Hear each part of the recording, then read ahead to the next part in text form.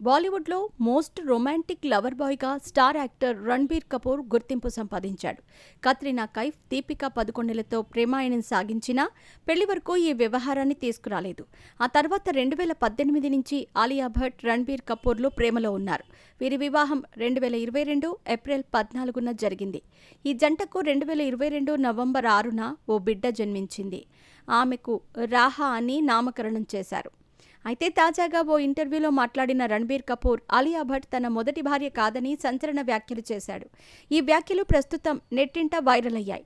ఈ ఇంటర్వ్యూలో తనకు అంతకు ముందే వివాహం జరిగిందని, కానీ అది ఎవరూ ఊహించని విధంగా జరిగిందని చెప్పుకొచ్చాడు.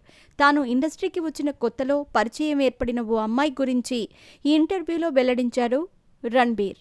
ఈ విషయాన్ని నెగటివ్ పద్ధతిలో తీసుకోవద్దు. నేను ఇండస్ట్రీకి వచ్చిన కొత్తలో నాకు గుర్తుంది, ఓ అమ్మాయి ఒక పురోహితుడితో నా ఇంటి ముందుకొచ్చి నా గేట్ను పెళ్లి చేసుకుంది. గేటుకు తిలకం దిద్ది పూలమాల వేసింది. నేనప్పుడు వేరే ప్లేస్లో ఉన్నాను. ఇదో క్రేజీ ఐడియా అని నాకు అనిపిస్తుంది. ఆ తర్వాత నాకు వాచ్మెన్ ఈ విషయాన్ని చెప్పాడు. నేను ఆమెను ఇప్పటివరకు చూడలేదు.